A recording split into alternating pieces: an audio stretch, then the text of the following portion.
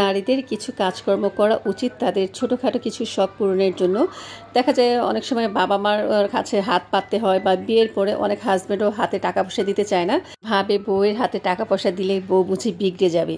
আসলে এই ধারণাটা একদমই ভুল। তাই আমি বলবো মেয়েদের কিছু না কিছু, ছোট হোক বড় হোক, অবশ্যই কাজকর্ম করা উচিত, যেটা থেকে সে মান্থলি কিছু টাকা পয়সা পাবে।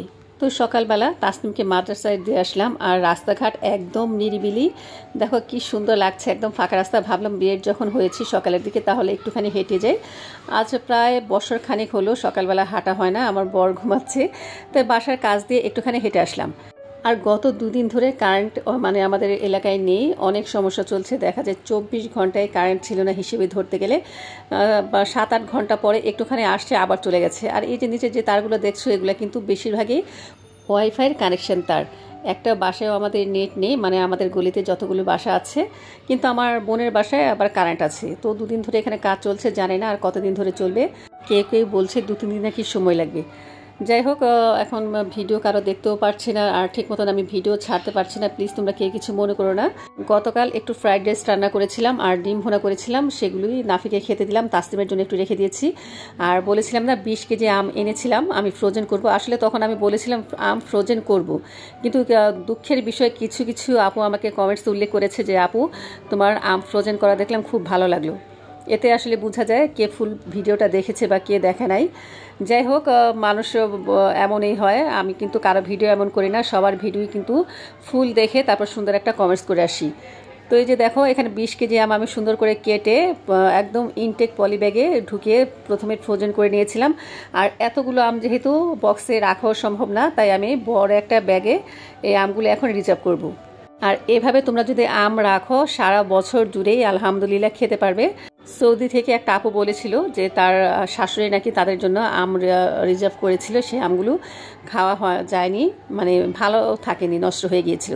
তো আমি বলবো আপু তুমি যদি আজকে আমার ভিডিওটা দেখে থাকো, তুমি এভাবে আমগুলো রিজার্ভ করে দেখো, একদম বছর জুড়ে ভালো থাকবে। আমার কিন্তু গত বছরের আম এখনও ফ্রিজে আছে, সারা বছর জুড়ে খেয়েছি আলহামদুলিল্লাহ, এখনও খাচ্ছি, একটা আমও কিন্তু নষ্ট হয়নি। এছাড়াও আরেকটা উপায় রাখা যায়, সেটা হচ্ছে আমগুলো একদম ব্লেন্ড করে সেটাও তোমরা আর কি কাচের জারে বা পলিব্যাগে রাখতে পারো। এই যে দেখো এই আমটা কিন্তু আমার গত বছরের আম, এই বছরের না, এটা হচ্ছে আশিনা আম, একটু টক টক মিষ্টি মিষ্টি। এই আমটা আমি জুস খাওয়ার জন্য রেখেছি। এছাড়াও আরও অনেক কিছুই আমি এই যে দেখো এখানে ফ্রোজেন করে রেখেছি। এখানে সবজি আছে, তারপর হচ্ছে বিটরুট আছে। তো এগুলো কিন্তু আমি বছর জুড়ে ইনশাল্লাহ খাবো, ভালো থাকি, কোনো নষ্ট হয় না। তো আমার প্রিয় আপুরা, ভাইয়ারা, আন্টিরা, আঙ্কেলরা, ছোট্ট ছোট্ট সোনামণিরা, তোমরা যে যেখান থেকে আমার ভিডিওটি দেখছো, প্লিজ প্রথমেই ভিডিওটিতে একটি লাইক দিয়ে এরপরে সম্পূর্ণ ভিডিওটি দেখা কন্টিনিউ করো। আর আজকে আমার চ্যানেল যারা নতুন ভিজিট করছো, তোমাদের কাছে যদি দেখতে দেখতে ভিডিওটির কোনো একটি অংশ ভালো লেগে যায়, সেই অংশটির জন্য হলেও চ্যানেলটিকে সাবস্ক্রাইব করে আমার সাথেই থেকে যেতে পারো। সাথে থাকা ছোট্ট বেল বাটনটি অল অন করে দিও, এতে করে আমি যখন কোনো নতুন ভিডিও আপলোড করব সবার আগে নোটিফিকেশন তোমার কাছে পৌঁছে যাবে। চাইলে তুমি তোমার সুযোগ মতন যে কোনো সময় দেখে নিতে পারবে। আর অলরেডি যারা যারা এই কাজটি করেছো তোমাদের জানাই অসংখ্য ধন্যবাদ। আমার এই ডিপ ফ্রিজের উপরে রাখার জন্য আমি একটা র্যাকসিন দিয়েছি, একদম পাতলা। রুবিনা বুটিক থেকে রুবিনা আপু বলেছিল যে আপু আর কি ফ্রিজের উপরে কোনো কাপড় দিয়ে না, তাহলে ফ্রিজ গরম হয়ে যায়।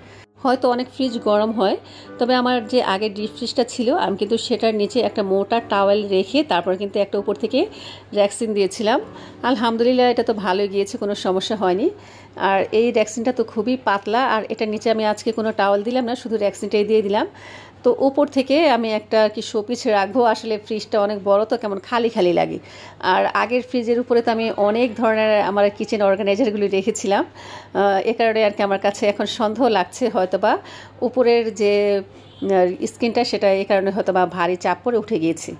যাই হোক, দেখো তো বন্ধুরা এখন কেমন লাগছে। তার পাশে আমি ছোট্ট একটা আর কি ডিমের ঝুড়ি রেখে দিলাম, চাইলে এটার মধ্যে ফলও রাখা যাবে। যাই হোক, আজকের ঘরটা কিন্তু আমি একটু মন মতো করে সাজাবো। প্রথমেই বলেছিলাম যে মেয়েদের কিন্তু কিছু টাকা পয়সা ইনকাম করা উচিত, ঘরে বসে না থাকে। কেউ সেলাই কাজ করছে, কেউ বা অনলাইনে বিজনেস করছে, যেভাবেই হোক তারা ঘরে বসে কিছু না কিছু করার ট্রাই করছে। আসলে এটা কিন্তু করা খুবই ভালো আমার মতে। দেখা যায় মেয়েদের কিন্তু শখ আহ্লাদের কোনো শেষ নেই। আমাদের যে আল্লাহ তাআলা কত শখ দিয়েছে, মনে হয় যেন এটা কিনি সেটা কিনি, ঘরটাকে একটু সুন্দর করে সাজায়। তো এই যে আমার যে চাবির রিংটা ছিল সেটার মধ্যে কিন্তু আমি ওপরে একটা ছোট্ট আর্টিফিশিয়াল ফ্লাওয়ার ভাস দিয়ে দিলাম। আর আমার যে করিডোরের গলিটা, সেখানে দেয়ালটা ছিল, দেয়ালটা ফাঁকা ফাঁকা লাগছিল, তাই ভাবলাম কিছু লতা পাতা দিয়ে আর কিছু আর কি লাইটিং দিয়ে আমার এই করিডোরটাকে সাজাবো। তো এই যে এই জিনিসগুলো কিনতে কিন্তু টাকা লাগে, টাকা ছাড়া কোনো কিছুই হয় না। তবে কিছু কিছু হাজব্যান্ড তাদের স্ত্রীদের হাতে টাকা পয়সা দিতে চায় না, ভাবে যে স্ত্রী বুঝি বিগড়ে যাবে টাকা পয়সা হাতে পেলে বা অপচয় করবে। অনেক হাজব্যান্ডই কিন্তু এমন মনে করে, তবে এই সব হাজব্যান্ড একরকম না। যেমন আমার হাজব্যান্ড আমাকে মাস শেষে মোটা একটা অ্যামাউন্ট দেয় আমার হাত খরচের জন্য, আর সেই টাকা দিয়ে কিন্তু আমি যে ঘরের ছোটোখাটো যে জিনিসগুলো আমার পছন্দ হয়, চোখের সামনে যেগুলো দেখে আমি কিনে ফেলি। তো আমার শখ পূরণের জন্য আমি আমার হাজব্যান্ডের টাকাই খরচ করি। যাই হোক, তারপর আমার কিছু করার ইচ্ছে আছে যেটা কিনা আমার হাজব্যান্ড আমাকে একদমই করতে দিতে চায় না। এই কারণেই বলে যে তোমাকে তো আমি হাত খরচ দিচ্ছি, তাহলে তোমার কি আর কি করা উচিত, তোমার কিছুই করতে হবে না, তুমি বাচ্চাদের দেখাশোনা করো আর সংসার দেখাশোনা করো। তারপর আমি চেষ্টা চালিয়ে যাচ্ছি, কিছু না কিছু করব। আমার কেন যেন মনে হয় হাজব্যান্ড যতই টাকা পয়সা দিক না কেন, তারপর নিজে যদি 1 টাকাও ইনকাম করি সেটার মধ্যে কিন্তু অন্যরকম একটা সুখ আছে। যাই হোক, আমি তো করিডোরটা খুব সুন্দর করে সাজিয়েছি, আর সন্ধ্যার দিকে হয়তো বা লাইটগুলো জ্বালালে বেশি ভালো লাগবে। তো আমার বর আম এনেছিল, আমার তো যে আমগুলো আগে এনেছিল সেগুলো ফ্রোজেন করেছি। তো এখন যে আমগুলো আনবে সেগুলো আর ফ্রোজেন করবো না, এগুলো এমনি খাবো। আর এই আমগুলো না একটু কাঁচা আছে, দেখা যায় 2 দিন পরে আর কি পেকে যাবে। আর এই আমটা কিন্তু কচকচা, খেতেও খুব মজা লাগে, একদম মিষ্টি কিন্তু পাকাটা কচকচ করে। তো দেখো আমার ফলের ঝুড়ি, এয়ার ফ্রায়ার, এটা কিন্তু আমার শু র্যাকের উপরে রেখেছি। অনেক আপুই বলেছিল যে আপু এখনও ভালো লাগছে, তবে শুধু একটা ফ্লাওয়ার ভাসটা রাখলে সেটাও ভালো লাগবে। আমি জানি শুধু ফ্লাওয়ার ভাসটা রাখলে ভালো লাগতো, কিন্তু কি করবো, ঘরে তো জায়গা নেই। আর আমাকে আরও একটা আপু জিজ্ঞেস করেছিল যে আপু তোমার ডিপ ফ্রিজটা তুমি কত টাকা বিক্রি করেছো। আসলে এই ব্যাপারটা আমি বলতে চাইনি, তারপর আপু আমাকে কমেন্টস করে বারবার জিজ্ঞেস করছে, তো আপুর উদ্দেশ্যে বলছি আমি ডিপ ফ্রিজটা 10,000 টাকায় বিক্রি করেছি। কেনা দাম তো অনেক ছিল, কিন্তু যখন বিক্রি করতে যাই সেই জিনিসের দাম কম হয়, এটাই স্বাভাবিক। তো বাইরে থেকে আমার করিডোরটা কেমন লাগছে অবশ্যই কিন্তু বন্ধুরা কমেন্টস করে জানিও।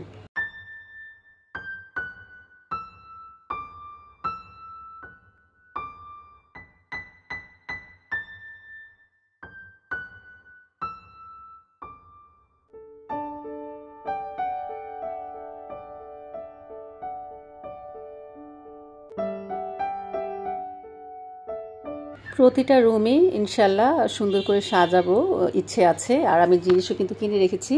তো যখন অল্প অল্প করে গুছাবো তখন তোমাদের সাথে শেয়ার করবো। আসলে একসাথে সব ভিডিও দেখানো সম্ভব না, তাহলে ভিডিওটা কিন্তু অনেক বড় হয়ে যাবে। তো মোটামুটি আমি করিডোরটাকে সাজিয়েছি আর ডিপ ফ্রিজের উপরটাকে আজকে একটু সুন্দর করে সাজিয়েছি। তারপর চলে আসলাম রান্নাঘরে। তো আজকে না রান্না করতে তেমন কোনো ইচ্ছে করছে না, কারণ গতকাল তো বাচ্চাদের জন্য ফ্রাইড রাইস রান্না করেছিলাম, সেটা রয়ে গেছে। ভাবলাম আজকে শুধু আলু ভর্তা করব আর হচ্ছে ডিম ভুনা করব। তো একসাথে আলু আর ডিম সিদ্ধ দিয়ে নিব। এখনকার আলুগুলো যেন কেমন, আমি 4টা আলু নিয়েছিলাম আর কেটে কুটে অনেকখানি কিন্তু ফালানো গেছে। বড় সাইজের আলুগুলোর মধ্যে তো কেমন কালো কালো থাকে, কোনোটা তো দেখা যায় নেওয়াই যায় না। আসলে বড় সাইজের আলু কেনাটাই ভুল। আর আমি কিন্তু ডিমগুলো ধুয়ে এই স্ট্যান্ডে রেখেছিলাম, তাই আর এখন আর ডিমগুলো ধুলাম না, সরাসরি দিয়ে দিলাম।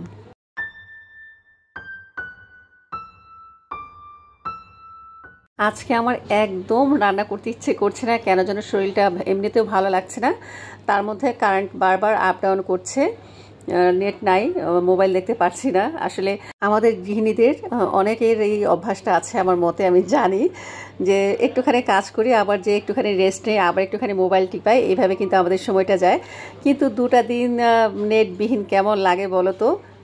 তার মধ্যে তাসনিমের আবার পরীক্ষা চলছে। তো আমি কিন্তু তোমাদের বলেছিলাম যে সন্ধ্যা 7:30টার দিকে আমি লাইভ করব। তো আমি 2 দিন না 3 দিন যেন করেছি, তারপরে কিন্তু আসলে সময় মতো আমি আসতে পারিনি, আর মনে হয় এখন আর আসতে পারবো না, কারণ তাসনিমের পরীক্ষা চলছে। ওকে নিয়ে দেখা যায় একটু মাগরিবের পরে পড়তে বসানো লাগে। যাই হোক, যদি সময় সুযোগ হয় কখনো বিকেলের দিকে আসবো, তবে যেদিন আমি আসবো সেদিন তোমাদের বলেই আসবো, তোমরা কিন্তু অবশ্যই লাইভে জয়েন করবে। তো এদিক দিয়ে কিন্তু আমার ডিম সেদ্ধ হয়ে গেছে। তো হঠাৎ করে মনে হলো যে আজকে আর আলু ভর্তা করব না, কারণ আলু ভর্তা করতে আরও বেশি ঝামেলা লাগছে এখন। তো চিন্তা করলাম যে ডিম দিয়ে আলু দিয়ে রান্নাই করে ফেলি। বললাম না আজকে আমার রান্নায় কোনো মন নেই, আজকে রান্নাটা যে কি হবে আল্লাহ জানে। যেদিন আমার মন রান্নায় আর কি থাকে না সেদিন কিন্তু রান্নাটা ভালো হয় না, শুধু আমার না, এটা সবারই দেখবা। কিন্তু সবসময় বলি রান্নাটা হচ্ছে একটা শিল্প, যদি রান্নাটাকে মন দিয়ে ভালোবেসে করা যায় তো ছোটোখাটো রান্নাও কিন্তু খেতে অমৃতের মতো লাগে। আর যদি মানে মন থাকে না, আজকে যেমন আমার হচ্ছে, আমি যদি মোরগ পোলাও রান্না করতাম একটু কিন্তু ভালো লাগতো না। দেখা যাক এখন রান্নাটার কি অবস্থা হয়, যা মন চাচ্ছে তাই করছি। এই যে আলুটা এত সুন্দর সিদ্ধ হয়েছে, চাইলে কিন্তু ভর্তা করতে পারতাম, কিন্তু আবার টেনশন করছি যে রাত্রে তাহলে আবার কি করব। এই টেনশন করে ভাবলাম যাক আলু দিয়ে ডিম দিয়েই রান্না করে ফেলে, একটু হালকা ঝোল ঝোল রাখবো যেন দুবেলা হয়ে যায়। আর এমনিও তো ফ্রিজে এখনও ডিমটা রয়ে গেছে, ওই যে আমি ফ্রাইড রাইস রান্না করেছিলাম না, নাফিত আসতেম একজনও খায়নি, শুধু ফ্রাইড রাইসটা খেয়েছে আর ডিমটা ফ্রিজে রেখে দিয়েছি। তো এটা নিয়ে চিন্তা করেছি দুবেলা হয়ে যাবে। আর এখন আমি আলুটাকে মাঝখান থেকে একটু আর কি ছোট ছোট টুকরা করে নিব, কারণ এটা তো সিদ্ধ হয়ে গেছে। এখন যদি এমনি কাটা ছাড়া দেই তাহলে কিন্তু একদম ঘন্টার মতো হয়ে যাবে। কিছু আপু দেখা যায় আলু ঘাটি রান্না করে না, সেরকম ডিমের আলু ঘাটি হয়ে যাবে। তো আমি চাচ্ছি না ডিমের আলু ঘাটি হোক।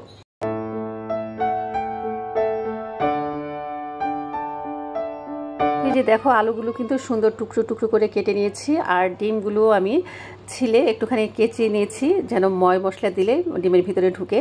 তবে একটা ডিম ছিলতে গিয়ে একটু ভেঙে গেল, একটু অসতর্কতার কারণে। ওই যে বললাম রান্নায় কাজকর্মে আজকে মন নেই। আর এদিক দিয়ে কিন্তু আমার ভাত বলক উঠে গেছে, ভাতটা হয়ে গেছে, আর 2-3 মিনিট রাখবো তারপর ঠিকা দিয়ে দিব। তো এক চুলায় ভাত বসিয়েছি আর এক চুলায় ডাল বসিয়েছি, আর ভাতটা হয়ে গেলে এখন আমি ডিমটা বসিয়ে দিব।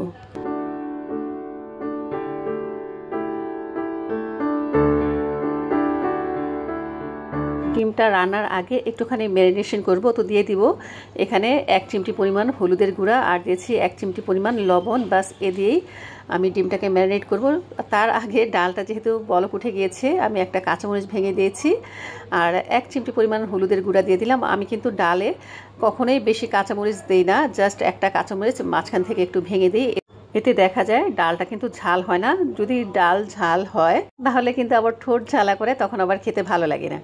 তো ডাল হতে থাকুক, আর এখন আমি ডিমটাকে একটু মশলা মাখিয়ে কিছুক্ষণ রেখে দিব, তারপরে এখন রান্না করে নিব।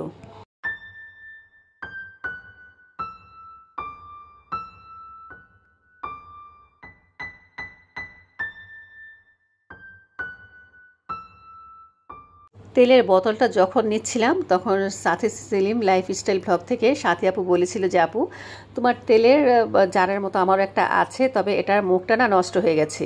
তো আমি সাথী আপুকে কমেন্টসে রিপ্লাই দিয়েছিলাম, তারপরে বলে দিই একটু অনেকের হয়তো বা উপকারে আসবে।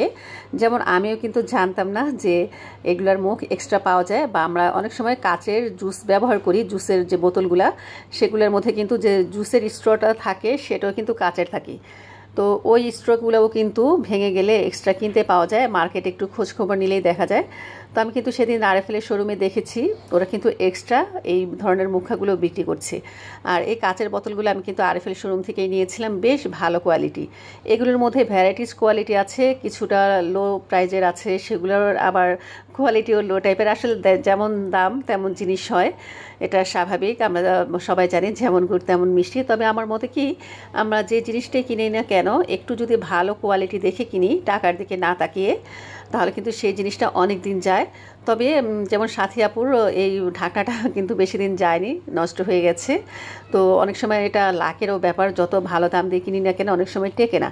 তবে আলহামদুলিল্লাহ আমি যে জিনিসটাই কিনি না কেন খুব ভালো টেকে, সহজে নষ্ট হয় না আর ভাঙেও না। আসলে এক হাতে কাজকর্ম করলেই হচ্ছে একটা সুবিধা। আর যদি ঘরের বাচ্চা কাচ্চা থাকলে তাদের জন্য কথাই নেই, আবার দেখা যায় হেল্পিং হ্যান্ড দিয়ে কোনো কিছু করাতে গেলেও কিন্তু সেক্ষেত্রে জিনিস অনেক নষ্ট হয়। আর আমার এই ছোটোখাটো কিছু শখের জিনিস আমি কিন্তু খালাকে দিয়ে কখনোই ধোয়াই না, এগুলো আমি নিজেই সবসময় ক্লিন করি, কারণ তাদের হাতে দিতে না আমার ভয় লাগে। দেখা যায় কোনো একটা জিনিস যদি তার হাত থেকে নষ্ট হয়ে যায় বা পড়ে ভেঙে যায়, তখন কিন্তু আমার অনেক খারাপ লাগবে। এই কারণে এই যে যে নাজুক জিনিসগুলো এগুলো কিন্তু সবসময় আমি নিজেই ক্লিন করি। তো এই যে দেখো আমি কিন্তু শুধু মশলাটাকে খুব ভালো মতন একটু কষিয়ে নিয়েছিলাম, আর যেহেতু আলুটা সেদ্ধ করা তাই আর কষানোর প্রয়োজন মনে করলাম না, জাস্ট 2 থেকে 3 মিনিট একটুখানি কষিয়ে পানি অ্যাড করে দিলাম, আর এরপরে দিয়ে দিলাম ডিমগুলো। তো হতে থাকুক, ডিম আলুর ঝোলটা একটু ফুটে উঠে নামিয়ে ফেলবো। আর এদিক দিয়ে কিন্তু ডালটাও কিন্তু হয়ে আসছে, এখন একটু ঘুটে দিব, তারপরে ডালটা বাগার দিব।